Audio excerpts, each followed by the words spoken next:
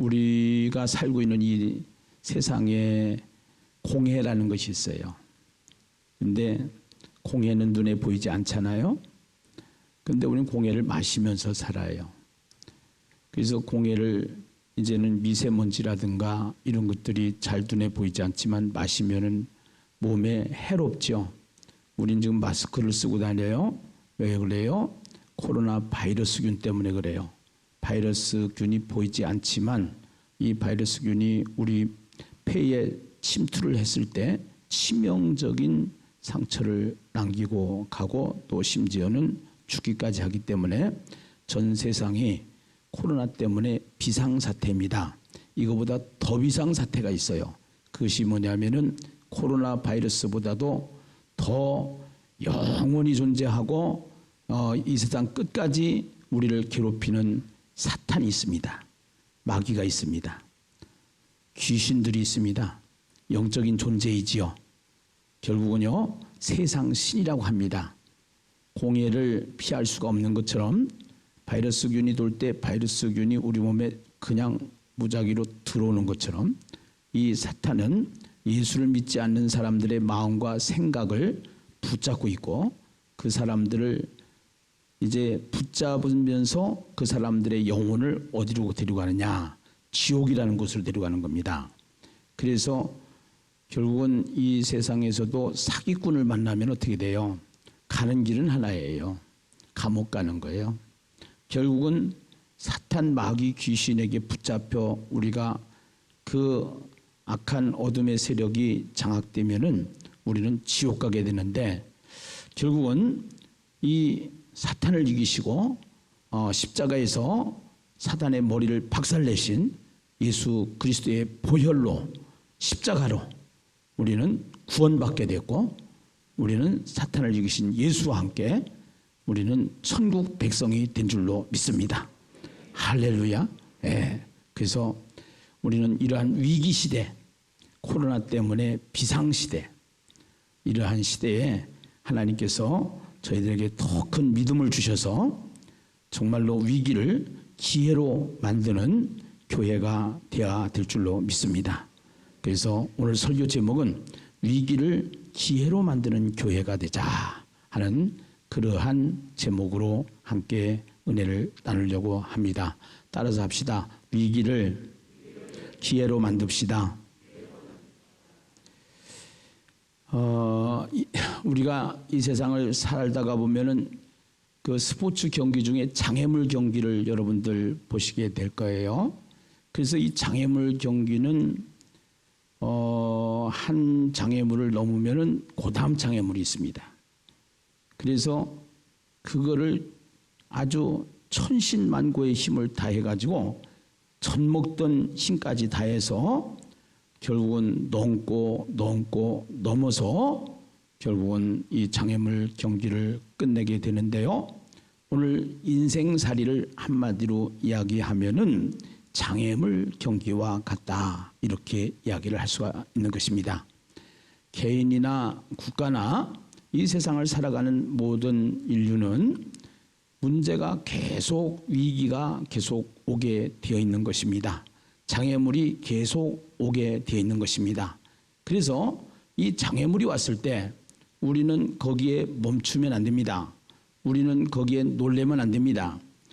천신만고의 힘을 통해서 장애물을 뛰어넘는 것처럼 우리는 이제 다시 한번 마음을 다지고 신앙생활하는 저와 여러분에게는 믿음의 능력을 주시는 예수 그리스도의 능력으로 어떠한 장애물도 뛰어넘을 수 있는 능력을 주신 줄로 믿습니다. 미국의 케네디 대통령이 연설을 하게 됐는데 이 위기에 대해서 연설을 하게 됐습니다. 그 위기라는 단어는 크라이시스라는 단어지요. 그래서 이 위기가 왔을 때는 위기는 두 개의 단어가 복합되어 있는 것이 위기입니다라고 연설을 합니다. 그래서 어떤 단어냐? 위험이라고 하는 danger라는 단어죠. 그래서 위험이라는 단어와 또 하나는 위기했을 때 기회라는 단어 opportunity라는 단어 이 두 개의 단어로 되어 있는 것입니다. 그래서 동양에서는 이 위기는 위험과 기회이다. 한마디로 얘기해서 위험이 오지만 위험 뒤에는 기회가 있다는 것입니다.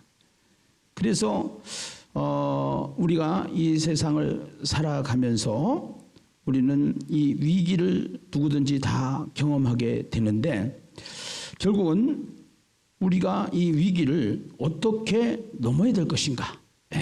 사실은 굉장히 중요합니다. 우리는 지금 코로나 시대, 코로나 진행, 코로나 속에서 살고 있습니다. 그래서 포스트 코로나, 인 코로나 이렇게 얘기를 합니다. 코로나만 온 것이 문제가 아닙니다. 코로나로 인해서 여러 가지 상황들이 생각지도 못했던 것들이 바뀌어가고 있다는 사실을 우리는 직감하면서 이 위기를 극복해야 되는 것이 우리가 살아가는 현실인 것입니다. 결국은 이 세상에는 많은 공동체들이 있습니다. 선박에 보면은 선장이 있습니다. 그 선장이 해야 되는 일이 있습니다. 그래서 기관장이 해야 되는 일이 있고 갑판에 서서 갑판장이 해야 되는 일이 있고 또 고기를 잡는 사람이 해야 되는 일이 있고 각 분야가 다 있습니다. 그 선장은 뭐 하느냐? 이 선장은 위기 때 이 위기의 능력을 발휘해서 이 위기를 극복할 수 있는 것이 선장이라고 생각을 합니다. 결국은 이 세상에는 그래서 지도자들이 있습니다. 앞장선 리더들이 있습니다. 그래서 이 리더들이 그 위기 능력을 잘 처리하지 못하고 판단하지 못하면은 공동체가 고통하게 되죠. 그래서 오늘 우리가 살아가면서 정말로 이 시대에 하나님께서 우리 공동체 예심교회에 하나님이 이 위기를 어떻게 넘길 것인가, 이러한 문제가 왔을 때는 사람들이 충격을 받게 되고 그 충격 속에서 사람들은 이제 분노를 하게 되고 분노를 하면서도 어쩔 수 없이 포기를 하게 된다는 것이죠. 그러나 포기로 끝나면 안 된다는 것입니다. 포기로 끝나면 안 되고 포기 뒤에 있는 혁신이라는 단어가 있다고 그랬습니다. 그래서 혁신을 해야 된다. 그래서 어떻게 혁신을 해야 될 것인가? 그래서 저희 교회도 혁신 프로젝트 10개를 지금 준비하고 있습니다. 그 혁신 프로젝트를 준비하는 큰 기둥은 세 기둥을 만들었죠. 축소 지향 시스템. 그래서 축소 지향 시스템. 작은 것이 아름답다라는 얘기가 한참 있었습니다. Small is beautiful. 그래서 작은 것이 있고 큰 것이 좋은 것만은 아닙니다. 작아지고 규모 있게 만들고 또 축소지향적으로 알차게 했을 때 오히려 더 강력한 힘을 발휘하게 되는 역사가 일어나게 될 줄로 믿습니다. 두 번째는 고통 분담 시스템입니다. 그래서 누구든지 다 지금 고통을 하고 있는데 이 고통을 어떻게 하면 우리가 분담할 수 있을까? 그래서 이 구조 조정을 지금 하고 있는 중입니다. 그래서 누구도 여기에 탈선되지 않고 함께 고통을 나눠서 이 고통을 잘 이길 수 있는 그러한 교회가 되어야 될 줄로 믿습니다. 세 번째는 위기를 기회로 만드는 시스템입니다. 그래서 이 위기를 어떻게 하면은 기회로 만들 수 있을 것인가? 그래서 이 위기에 대한 기회를 만들어서 정말로 우리가 슬기롭게 장애물 경기하듯이 잘 넘어가야 될 그러한 시간인 것 같습니다. 제가 인생을 살아가면서 저의 인생에서도 많은 위기가 있었죠. 첫 번째, 우리는 다 가정을 가지고 있습니다. 그래서 이 가정을 가지고 있는 사람에게 가정의 위기가 있습니다. 오늘 아침에 저희 부부가 나눈 이야기인데요. 참 이제 아이들 다 양육해서 결혼시키고 부부가 이제 남아서 사는데 우리 둘이가 보니까 맨날 성경 가지고 성경하고 같이 씨름하고 성경 보면서 같이 나누고, 야, 내가 혼자 생각을 했어요. 우리 사모가 시집을 잘 왔구나. 그렇게 생각을 하고 보니까 사모는 또 이랬을 거야. 김 목사가 나한테 장가를 잘 온 거구나. 그게 참 감사가 저절로 나왔어요. 감사가. 일단은 어떤 감사가 나왔냐? 이혼 안 하고 여기까지 산 것에 대해서 감사가 나왔어요. 여러분 살다가 보면은요, 이혼할 위기가 몇 번 있었습니다. 저희도 도장 찍으러 갈 뻔했습니다. 근데 한번 대판 싸움이 있었어요. 부부 싸움이 있었는데 부모님을 모시고 있어가지고 부모님이 계시니까 싸움을 잘 할 수 없지 않습니까? 그래 나가서 싸우자 그래 차를 탔어요. 그걸 차를 태워가지고 가야 되는데 어디를 갈까? 그래서 가만히 생각해보니까 갈 데가 없어요. 그래서 운전대를 잡은 내가 어디로 가냐? 안양 갈매산 기도원을 갔습니다.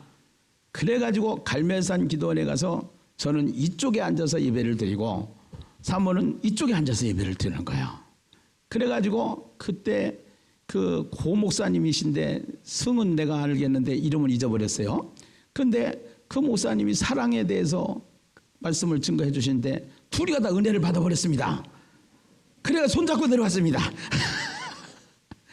이 위기를 기회로 만든 것입니다. 언제 그랬느냐?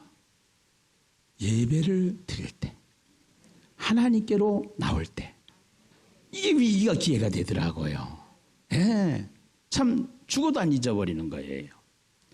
또 우리가 인생을 살아가면서 누구든지 다 사업을 하지 않습니까? 또 직장 생활을 하지 않습니까?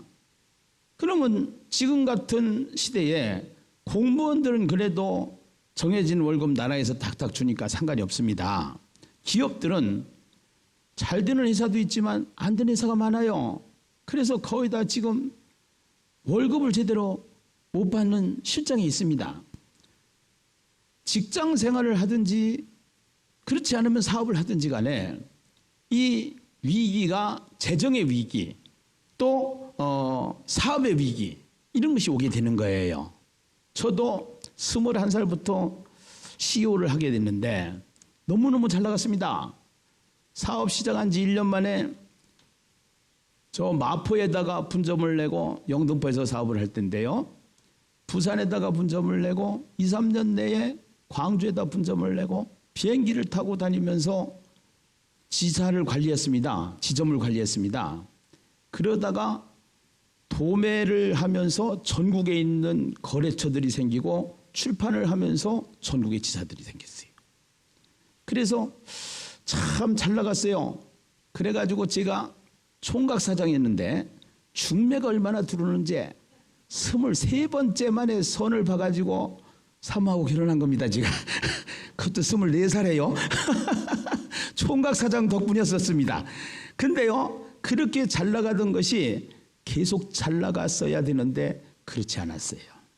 제가 교육부에서 발표한 장학지침 70호에 의해서 인성교육을 시켜야 된다라는 그 장학지침을 어느 날 직원 상무가 가지고 들어와서 브리핑을 하길래 그거 교회가 해야 될 일인데 참 잘 됐다 하고서 우리 한번 해보자 도전을 했던 것이 크게 사업을 시작을 했는데 크게 망하는 역사가 일어난 거예요. 그래가지고 결국은 3년 동안 제가 가지고 있는 거라고는 단증 중에 15단짜리가 하나 있습니다. 그것이 제주가 7단이고 수단이 8단입니다. 그래가지고 이 15단의 실력을 발휘해서 내가 잘못됐지만 이것을 잘 한번 운영을 해서 모든 사람들한테 피해가 안 가도록 해보자 하고서 했는데 이게 부정수표 단속법이라고 하는 그 수표 때문에 몸이 묶여서 마음대로 일을 할 수가 없는 겁니다. 3년을 했는데 진도가 안 나가는 거예요. 그래서 결국은 이거 안 되겠다. 하나님께 맡기자. 내가 풀려고 그러니까 안 되는구나. 하나님 두 손 듭니다. 그래 놓고 제가 법무부 대학에 입학을 했습니다. 111을 거니까 차를 보내주더라고요. 그래가지고 그 차를 타고 법무부 대학에 가서 입학을 해가지고 구치소를 갔는데 구치소를 가서 보니까 장학생이라 내가 밥도 먹여주고 잠도 재워주고 거기서 보초도 서주고 아주 대우가 좋아요. 근데 거기서 할 수 있는 일이 딱 하나 있습니다. 다른 건 아무것도 못합니다. 핸드폰도 없지요, 삐삐도 없지요. 거기서 할 수 있는 일은 성경 보는 일이었어요. 그래가지고 성경을 그동안에 너무너무 바쁘게 살다가 보니까 제대로 성경을 못 봤는데, 성경을 보면서 예배를 드리면서 전도를 하면서 찬양을 하면서 얼마나 성령이 충만했는지, 성경에 나오는 인물들이 다 감옥 갔다 왔다고 하더니 감옥 올만하구나. 그래가지고 거기서 막 제가 얼마나 성령이 충만했는지 모릅니다. 그래가지고 성령이 충만한 상태에서 하나님 앞에 맡겼더니 하나님께서 작업을 하셔서 3개월 만에 우수한 성적으로 수료증을 받아가지고 제가 거기 나온 겁니다. 제가 말입니다, 그 위기를 은혜로 하나님께서 기회로 만들어 주신 겁니다. 성경을 가까이 할 때 기회를 만들어 주신 것입니다. 하나님 앞에 가까이 갈 때 기회로 만들어 주시는 것입니다. 할렐루야. 제가 이거를 깨달은 겁니다. 목회도 있습니다. 목회를 시작한 지 이제 17년, 앞으로 이제 18년째 되는데, 우리가 목회를 시작하면서 저는 목회할 생각을 안 했던 사람이죠, 사실은요. 하나님께서 갑자기 소명을 받아서 두 손 두 발 다 들고 항복하고 하나님 앞에 하지 않으면, 사명을 감당하지 않으면 하나님께서 다리라도 분질릴 것 같으니까, 또 죽을 수도 있겠다는 위기의식이 들으니까 도저히 안 되겠더라고요. 그래가지고 갑자기 준비도 없이 신학교 2학년 때 개척을 한 거예요, 여기서. 그래서 신학교 2학년 때 개척을 해가지고 1년 만에 한 100명이 되기 시작하니까 이게 막 목회가 탄력이 붙어서 잘 가는데, 어느 날 사모가 슬럼프에 빠진 겁니다. 어떻게 하다 보니까 남편 따라가다 보니까 사모가 됐고, 사모가 되다 보니까 이런 말 저런 말, 들을 말 안 들을 말 다 들리고, 그러다 보니까 스트레스가 오고, 스트레스가 보니까 우울이 오고, 우울이 오다 보니까 이게 사람들하고 만나기가 싫고, 그런 우울증에 빠지는 겁니다.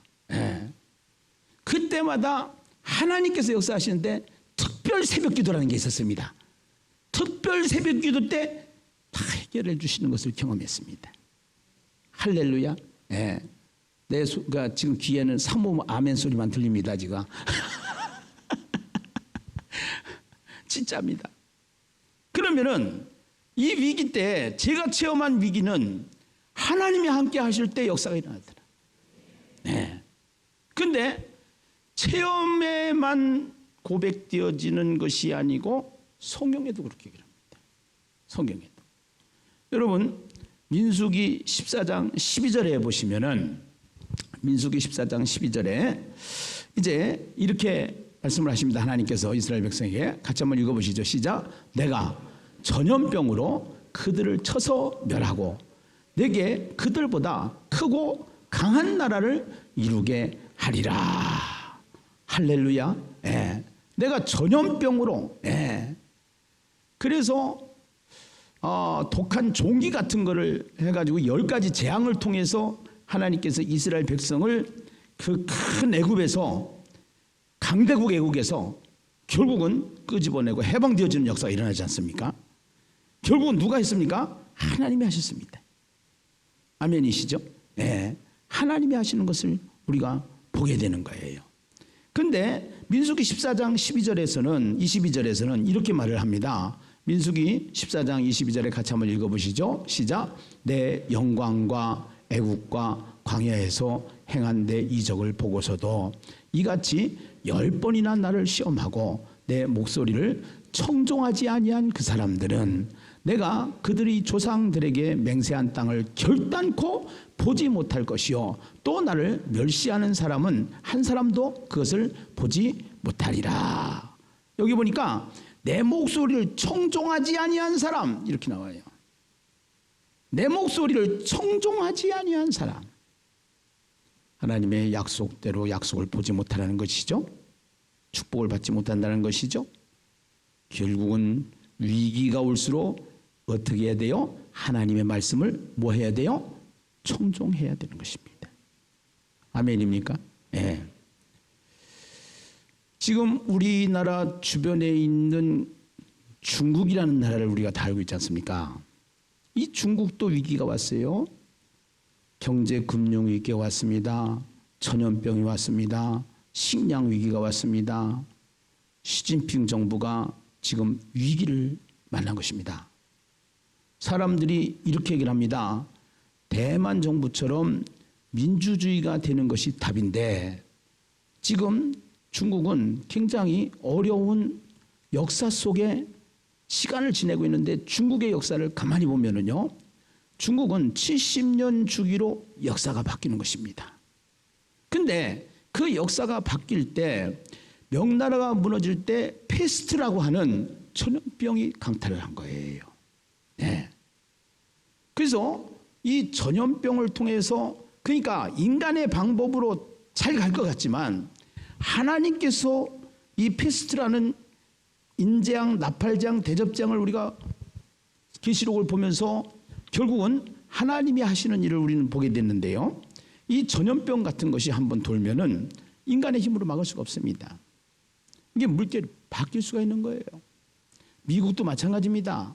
중국도 마찬가지입니다. 그러한 강대국에서 하나님께서 하나님을 사랑하고 하나님의 말씀을 청종하고 하나님의 방식대로 가는 나라가 작지만 큰 나라를 만들 수 있습니다. 대한민국이 세계 최고의 강대국이 되지 말라는 법이 없어요. 아멘이죠?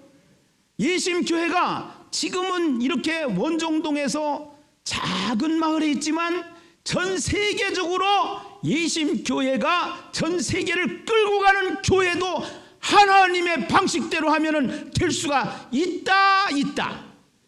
내가 없다는 얘기 안 했어요. 예. 할렐루야. 예. 저는 그 확신합니다. 하나님의 방식대로 가면 되는 것입니다. 하나님의 방법대로 가면 되는 거예요. 그래서 우리가 지금 해야 되는 일은 뭐냐?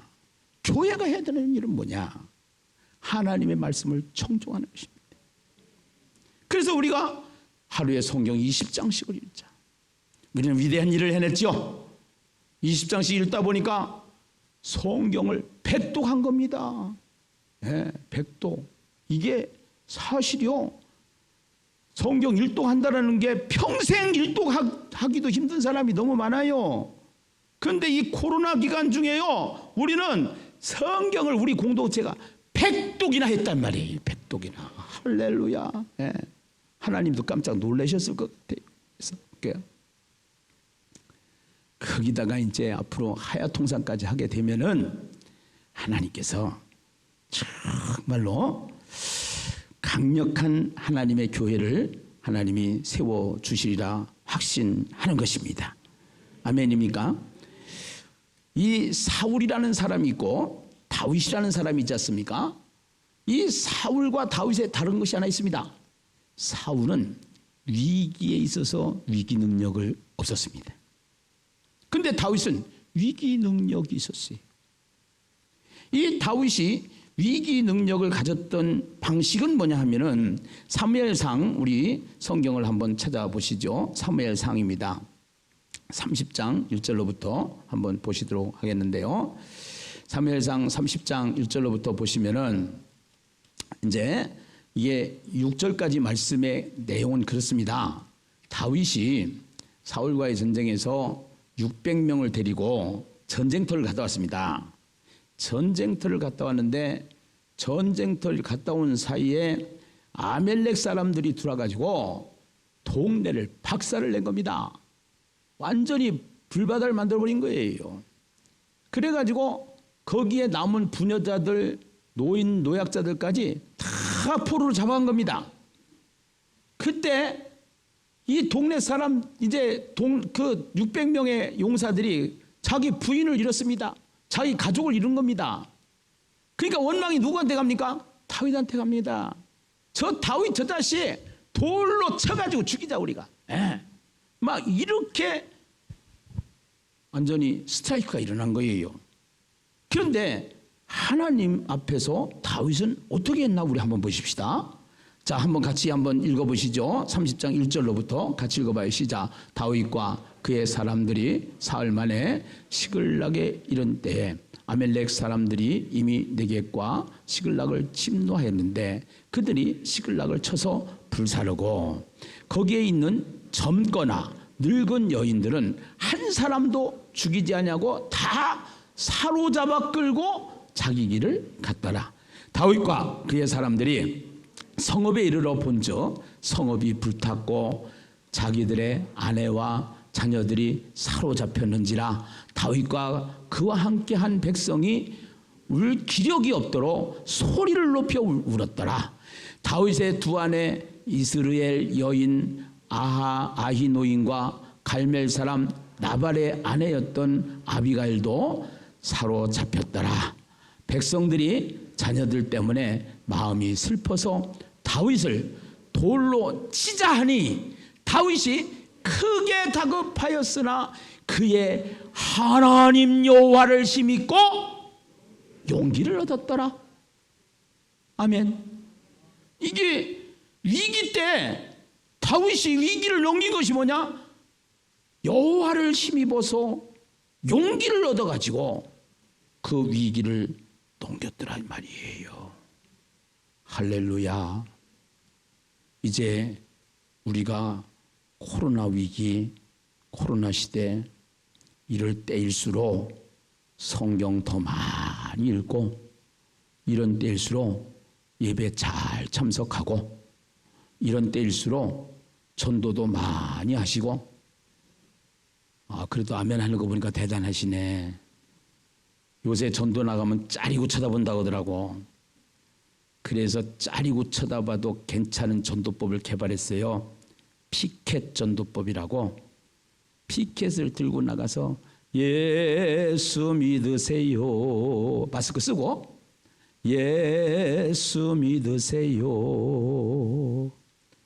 사람이 잠을 자면 꿈의 세계가 있는 것처럼 죽음 이후에는 천국과 지옥의 세계가 있습니다. 이 세상에서도 미국에 가려면 미국 가는 비행기를 타야 가는 것처럼 천국 가려면 예수님을 믿어야 천국에 갈 수가 있습니다 하고서 말씀만 전해도 주님이 나간 사람들한테 기쁨을 한량없이 줘요. 짜리고 쳐다보는 사람도 이제는 없어질 거예요. 자꾸 대면을 하려고 그러니까 짜리고 쳐다보는데 비대면 전도법이잖아요 우리가. 아멘이에요. 네. 앞으로 70인 전도대는 이제 준비를 하시기 바랍니다.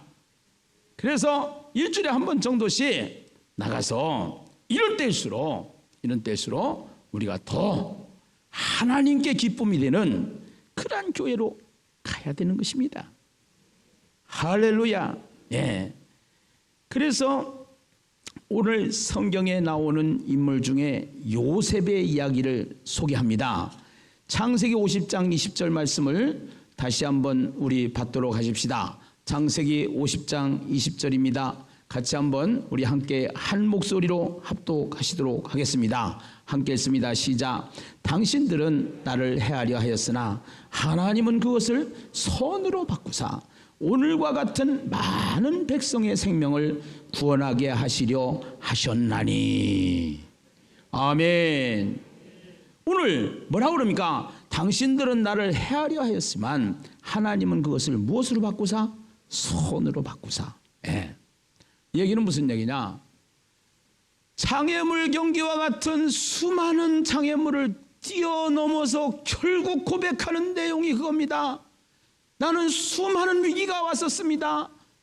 나는 형제들이 나를 팔아서 인신매매 당했던 사람입니다. 나는 죽을 상황에 있었습니다. 구덩이에 묻힐 뻔했던 사람입니다. 나는 인신매매를 당했던 사람입니다. 나는 감옥살이를 했던 사람입니다. 누명을 썼던 사람입니다. 이렇게 해서 답이 없던 인생이었습니다. 기회를 완전히 위기가 기회로 만들어가지고 나중에는 결국 그 장애물을 다 넘어서 고백하는 내용을 보십시오. 내 인생에 수많은 위기가 왔지만 그 위기를 하나님께서 선으로 바꿔주셨습니다. 그래서 위기가 기회가 됐습니다. 사랑하는 여러분이요, 나를 보십시오.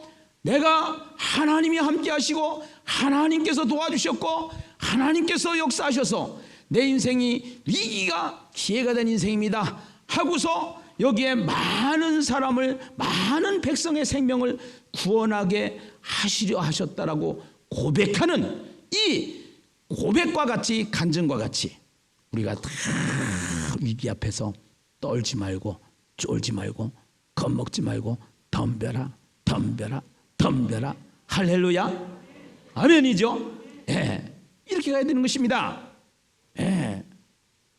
처음에는 이 코로나 때문에 사망자가 생겨가지고 사람들이 기가 죽었었습니다. 요새는 사망자가 별로 없다는 거예요.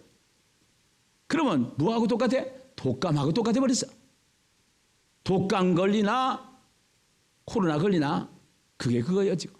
그래서 그래도 우리가 경계해야 되고 지켜야 될 건 지켜야 되지만 너무 무서워하지 말라는 거예요. 이 위기 속에서 기회를 만들어 가보시라는 거예요. 아멘이지요? 네. 이러한 위기 가운데 하나님은 우리에게 기회를 만들어 주시는 줄로 믿습니다. 요셉의 고백이 우리의 고백이 되기를 주님의 이름으로 축원합니다. 축원합니다. 할렐루야. 네. 그래서 이 요셉은 창세기 41장에 보면은요, 창세기 41장에 보면은 이 바로가 꿈을 꾸게 돼요. 바로가 꿈을 꾸게 되는데, 바로가 쉽게 얘기하면은 지금으로 말하면 우리나라 대통령이에요. 그때 당시에 왕입니다. 그 왕 밑에는 경호실장도 있고 뭐 수많은 사람들이 옆에 있지 않습니까? 예. 왕을 보좌하는 사람들이, 그 보좌진 중에 술 맡은 관원장이 있었습니다. 그 술 맡은 관원장이 있었는데 이 사람은 술만 이제 이게 전문적으로 해가지고서 그거를 책임지는 사람인데, 음식이죠 사실은요 어떻게 보면요.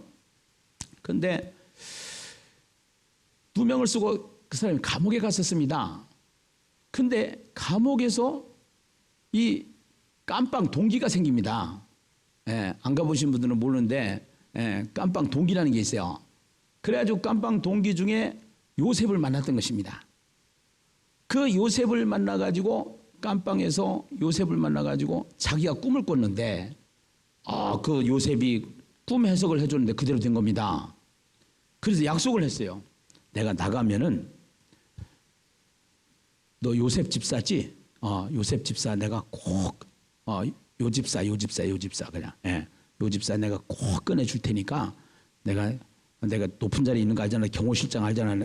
그러니까 내가 보통 끝발이 아니니까 내가 책임지고 꺼내준다고 약속해놓고 깜빡 잊어버린 겁니다.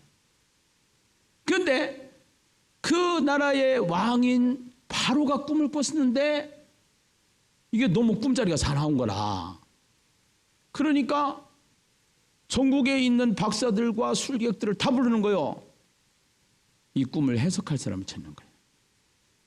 그런데 해석을 못하는 거예요. 그때 이 술 맡은 관원장이 생각난 깜빵 동기가 있죠. 요셉 집사. 그래가지고 왕한테 얘기를 했어요. 내가 깜빵 동기가 하나 있는데 그 요셉이라고 하는 사람인데 이 사람은 기가 막힙니다. 그래가지고 간증을 하니까 그럼 데리고 와봐. 깜빵에서 나오게 된 거예요. 그래서 깜빵에서 나와가지고 요셉이 불려갔는데 꿈 얘기를 하는 거죠. 왕이. 자, 무슨 꿈 꿨는지 한번 봅시다.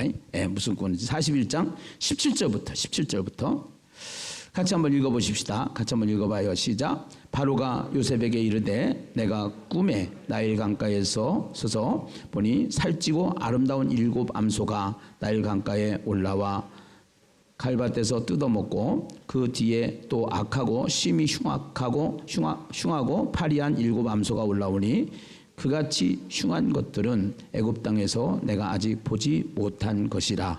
그 파리하고 흉한 소가 처음에 7 살찐 소를 먹었으나 먹은 듯 하지 아니하고 여전히 흉하더라. 내가 곧 깨었다가. 여기 보니까 살찌고 아름다운 일곱 암소가 있는데 악하고 심히 흉하고 파리한 일곱 암소가 올라와 가지고 그 암소를 다 잡아먹어 버린 거예요. 살찌고 아주 토실토실한 일곱 암소를. 그러고 나서 곧 깨었다가 다시 꿈을 꾼 거예요. 다시 꿈을. 예. 두 번 꿈을 꾸는데 또 이상하게 비슷한 꿈을 꾼 거예요. 자, 22절 같이 한번 읽어보겠습니다. 22절부터 시작. 다시 꿈에 보니 한 줄기에 무성하고 충실한 일곱 이삭이 나오고 그 후에 또 가늘고 동풍에 마른 일곱 이삭이 나더니 그 가는 이삭이 좋은 일곱 이삭을 삼키더라. 내가 그 꿈을 점술계에게 말하였으나 그것을 내게 풀이해 주는 자가 있었다 없었다? 없었다. 알고 그러니까 아주 충실한 일곱 이삭을 이제 그 좋은 일곱 이삭을 가늘고 마른 일곱 이삭이 삼켜버렸다 이 말이에요. 네. 희한하죠. 살찐 소를 7마리 흉악한 소가 잡아먹고 아주 토실토실한 그 이삭을 또 마르고 깡마른 이삭이 딱 나더니 그 토실토실한 이삭을 삼켜버리고 이 꿈자리가 사나운 거예요. 이 대통령을 하는 사람들, 국가를 책임지는 사람들은 꿈자리가 사나우면 이게 불길하면은요 굉장히 불안합니다. 예, 우선은요. 그 자리가 보통 자리가 아니잖아요. 사실은요. 예. 그래서 이 꿈을 해석을 해야 되겠는데 전국의 사람들을 불러가지고 시켜보니까 해석하는 사람이 없는 거예요. 유명한 사람은 다 부른 거예요. 박수무당 치고 또 무당 뭐 했든 간에 전국에 했든 간에 간판 달고 무속인들 중에서 내놓으라고 하는 무속인들은 다 불렀는데 하나도 못 맞히는 거예요. 그래서 그때 25절부터 한번 같이 한번 읽어보시죠. 함께 읽어봐요. 자, 풀이합니다. 이제 요셉이 꿈 해석을 해주는 거예요. 그래서 자 읽어보세요. 시작. 요셉이 바로에게 아뢰되 바로의 꿈은 하나라. 하나님이 그가 하실 일을 바로에게 보이심이니이다. 7 좋은 암소는 7회요 7 좋은 이삭도 7회니 그 꿈은 하나라. 그 후에 올라온 파리하고 흉한 7소는 7년이요 동풍에 말라 속이 빈 7 이삭도 7회 흉년이니 내가 바로에게 이르기를 하나님이 그가 하실 일은 바로에게 보이신다 함이 이것이라. 온 애굽 땅에 7회 큰 풍년이 있겠고 후에 7회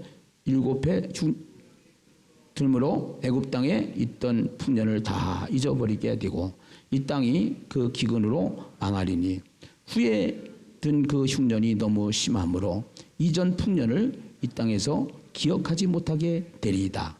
바로께서 꿈을 2번 겹쳐 꾸신 것은 하나님이 이를 정하셨습니다. 하나님이 속히 행하리라. 무슨 얘기냐?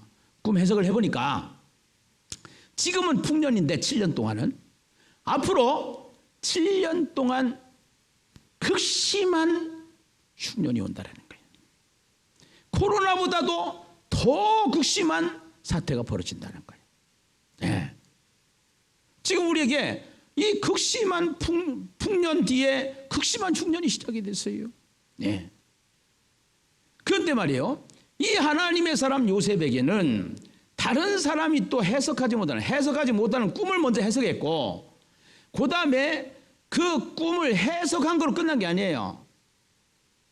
하나님 앞에 하나님의 사람 요셉은 그 바로에게 대안을 제시한다는 겁니다. 여러분 지도자는 위기 때 대안을 가지고 공동체를 이끌어야 되는 것입니다. 그것처럼 우리가 가야 될 길을 알려줘야 되는 것입니다. 그것이 요셉이었습니다. 그 요셉이 지금 바로에게 대안을 제시하는 겁니다. 어떠한 대안을 제시하는가? 대안을 들어봅시다. 대안을 자 우리 33절부터 같이 한번 읽어보겠습니다. 함께 읽습니다. 방송실에 있으면 읽어주세요. 자 우리 33절 같이 한번 읽어보시죠. 함께 읽어요. 시작. 이제 바로께서는 명철하고 지혜 있는 사람을 택하여 애굽 땅을 다스리게 하시고 바로께서는 또 이같이 행하사 나라 안에 감독관들을 두어 그 7해 풍년에 애굽 땅의 5분의 1을 거두되 그들로 장차올 풍년의 모든 곡물을 거두고 그 곡물을 바로의 손에 돌려 양식을 위하여 각 성읍에 쌓아두게 하소서. 이와 같이 그 곡물을 이 땅에 저장하여 애굽 땅에 임할 7해 흉년에 대비하시면 땅이 이 흉년으로 말미암아 망하지 아니하리이다. 예, 이게 중요한 거예요. 이게. 그러면은 여기에 6개의 대안을 세워줍니다. 첫째는 명철하고 지혜 있는 사람을 택하라는 겁니다. 그들로 애굽 땅을 다스리게 하라는 겁니다. 세 번째는 나라 안에 감독관을 두라는 겁니다. 네 번째는 애굽 땅의 5분의 1을 세금으로 거두라는 겁니다. 곡물을. 그리고 그 곡물을 바로의 손에 돌려서 양식을 위하여 각 성읍에다가 쌓아두라는 겁니다. 그리고 그 곡물을 이 땅에 저장하여 애굽 땅에 임할 7배 흉년에 대비하시면은 땅이 이 흉년으로 말미암아 망하지 않겠다라고 대안을 제시하는 것입니다. 여러분, 오늘 이 코로나 시대에 대안을 가져야 되는 것입니다. 그래서 우리 교회도 축소 지향 시스템, 고통 분담 시스템, 위기를 기회로 만드는 시스템 10가지 프로젝트를 지금 준비하고 있는 것이죠. 대안이 있어야 되는 것이죠. 이 어려운 시기에 우리가 어떻게 대안을 가지고 가야 될 것인가? 교회가 어떻게 대안을 가지고 가야 될 것인가? 전국에 있는 선교회에 소속한 교회들이 어떻게 대안을 가지고 가야 될 것인가? 그것을 지도자는 제시해 줘야 되는 것입니다. 근데 그것은 성경적이어야 된다는 것입니다. 생각에서 나온 게 아니고, 과학적 사고에서 나오는 게 아니고, 통계적 사고에서 나오는 게 아니고, 성경적 사고에서 나와야 된다는 것이죠. 오늘 이 6가지 대안 중에 가장 첫 번째 대안만 이해가 되면은 나머지는 다 되는 거예요. 그 첫 번째 대안이 뭐냐? 자, 우리 한번 33절에 보시니까 이제 바로께서는 명철하고 지혜 있는 사람을 택하여, 명철하고 지혜 있는 사람이 중요합니다. 그 사람이 어떤 사람이 되냐? 명철하고 지혜 있는 사람이 되어야 한다는 것입니다. 아멘입니까? 네. 여러분, 명철하고 지혜 있는 사람은 어떤 사람입니까? 오늘 사무엘상 16장 18절에 보면은 다윗의 이야기가 나옵니다. 같이 한번 읽어보실까요? 시작. 소년 중 한 사람이 대답하여 이르되 내가 베들레헴 사람 이새의 아들을 본즉 수금을 탈 줄 알고 용기와 무용과 구변이 있는 준수한 자라. 여호와께서 그와 함께 계시더이다 하더라. 예, 거기에 준수한 자라. 이 준수한 자가 어떠한 자냐? 명철하고 지혜롭고 한 사람을 준수한 자다, 이렇게 표현을 하는 거예요. 예. 그래서 이 다윗이 왜 준수한 자냐? 잠언서 4장 4절에 보니까 성경은 이렇게 얘기를 합니다. 같이 한번 읽어보겠습니다. 함께 읽습니다. 시작. 아버지가 내게 가르쳐 이르기를 내 말을 내 마음에 두라. 내 명령을 지키라. 그리하면 살리라. 아버지가 내게 가르쳐 이르기를 내 말을 내 마음에 두라는 겁니다. 여러분, 하나님의 말씀을 내 마음에다가 싸라는 겁니다. 하나님의 말씀을 우리의 마음에다가 새기라는 겁니다. 이것이 뭐예요? 뉴데이 뉴스타트 하야통삼 컨퍼런스 아닙니까? 예. 우리가 그거 하려고 하는 겁니까? 그래서 대안을 제시하는 겁니다. 저는 우리 공동체에다 대안을 제시하는 거예요. 여러분, 저는 이 교회 리더입니다. 그렇기 때문에 지도자는 대안을 가지고 있어야 됩니다. 어려울 때 대안을, 장로님들이 할 일, 전도사님들이 할 일 다 각자가 다 잘하고 있습니다. 그러면은 담임 목사가 해야 될 일이 뭡니까? 선교회 대표가 해야 될 일이 뭡니까? 대안을 제시해야 되지 않겠습니까? 그래서 오늘 이 대안을 하야통삼으로 가지고 나온 것이죠. 예. 할렐루야. 오늘 분명히 말씀하지 않습니까? 아버지가 내게 가르쳐 이르기를 내 말을 마음에 두라고요. 하나님의 말씀을 마음에 두라고요. 하나님의 말씀을 마음에 새기라고요. 아멘입니까? 오늘 또 오후에 때 이제는 리더들이 먼저 이 훈련을 받고 있습니다만서도 체험하는 것이죠. 왜 그러냐? 이 교회가 잘 하기 위해서는 먼저 리더가 세워져야 되기 때문에 리더들이 이것을 체험하고 전 교인들이 다 이제는 예배에 못 나오는 사람까지 불신자까지 이 하나님의 말씀을 마음에 새길 수 있도록 마음에 둘 수 있도록 이렇게 지도해 나가고 이끌어 나가면은 놀라운 일이 생긴다는 것입니다. 놀라운 기적이 일어난다는 것입니다. 아멘입니까? 네. 우리 오늘 강재구 집사님이 여기 앞에 앉아서 예배를 드리지만 이 가정에 하얏 통삼을 시작했는데 기적 같은 일들이 너무 많이 일어나는 겁니다. 네. 너무너무 놀라운 일들이 일어나는 거예요. 평생 변하지 않던 아들들이 변하기 시작하는 거예요. 여러분, 자식 내 마음대로 안 되는 겁니다. 하나님께서 하실 때 되는 겁니다. 성경으로 우리는 지금 돌아가는 훈련을 통독으로부터 시작을 했습니다. 이제는 공동체가 이 일을 하게 되면은 놀라운 기적이 일어나게 될 것입니다. 수많은 기적이 일어나게 될 것입니다. 아멘입니까? 열왕기상 9장 4절에 보면은 이렇게 말씀을 하십니다.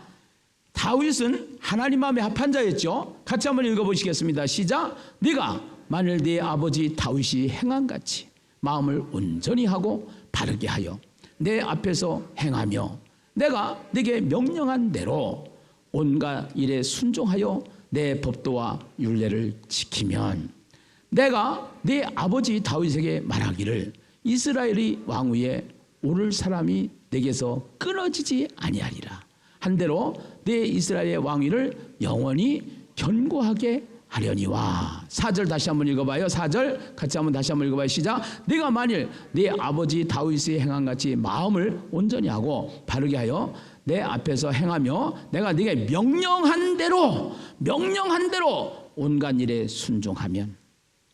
명령은 하나님의 말씀이지요. 말씀에 순종하면 네. 내가 약속한 것을 자손 대대로 내가 행할 것이라는 겁니다. 코로나가 와도 상관이 없습니다. 경제적인 IMF가 와도 상관이 없습니다. 잠깐입니다. 지나가는 것입니다. 우리는 IMF를 경험했지 않습니까? 다 살았지 않습니까? 괜찮습니다. 코로나 덤벼라 잡것들아. 아멘이죠? 네. 여러분, 우리 기독교에 아주 고민이 하나 있었습니다. 더군다나 전도를 하는 전도단체의 대표로서 이단에 대한 문제였습니다. 사실은 이단도 아닙니다. 신천지는 이단이 아닙니다. 사입입니다. 이단은 처음에 같은 길을 가다가 삼천포로 빠지는 게 이단이고 끝이 다르기 때문에. 이 신천지는요, 교리가 얼마나 허접한지 말도 안 되는 얘기를 가지고 있는 거예요. 근데 이 말도 안 되는 이야기를 갖다가 마음에 새겨버리니까 사람들이 거기에 빠져버린 겁니다.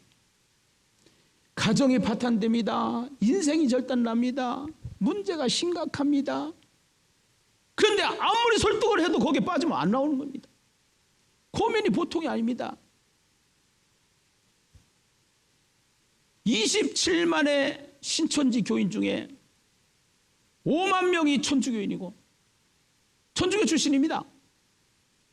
20만이 기독교 출신입니다. 교회에 있다 걸로 간 겁니다. 여러분, 이 교회가 정말로 제대로 된 교회가 돼야 되는데, 정말로 바른 진리를 가지고 최고의 진리 정통인 기독교가 그동안에 120년의 역사 속에 교회가 세워졌지만 진리가 바로 세워지지 않았다라는 이 점에서 목사님들은 다 이 부분에 대한 고통을 가지고 있는 겁니다. 문제라고는 다 제시하지만 이 문제에 대한 대안을 제시를 못하는 겁니다. 요셉이 이 바로에 대한 꿈을 해석하고 그 문제에 대한 대안을 제시했던 것처럼 오늘 하나님께서 성경을 통해서 예심교회를 통해서 하나님이 우리에게 주신 대안을 가지고 예심교회가 먼저 이러한 어려운 환경 속에서 가정이 회복되어지는 역사가 일어나고 성도들의 신앙이 강력히 강대한 역사가 일어나고 가족들이 하나가 되는 역사가 일어나고 문제가 해결되어지는 역사가 일어나고 공동체가 똘똘똘 뭉쳐가지고 정말로 이 시대에 세상을 끌고 갈 수 있고 수많은 세계의 교회들을 앞장서서 중심교회가 되어져서 정말로 이 시대에 하나님의 교회, 주님의 교회, 하나님이 원하는 교회를 세워나가는 것이 우리의 꿈이어야 되고 우리의 비전이어야 되고 우리의 소망이 되어야 되지 않겠습니까? 우리는 이 일을 위해서 부름을 받았기 때문에 성경을 가지고 있기 때문에 여러분 주저하지 마시고 실망하지 마시고 주님 앞으로 비바람이 학기를 막아도 나는 가리라. 어떠한 장애물이 우리를 막아도 나는 넘어가리라. 아멘이죠. 속지 마세요. 환경은 가짜예요. 말씀은 진짜예요. 환경에 속지 마시고 그 수많은 환경을 통과했던 요셉처럼 그 요셉이 고백했던 고백처럼 위기를 기회로 만들었습니다. 하나님이 하셨습니다. 라고 고백하는 예수님께 성도님들이 다 되시기를 두 손 들어 주님의 이름으로 축원합니다.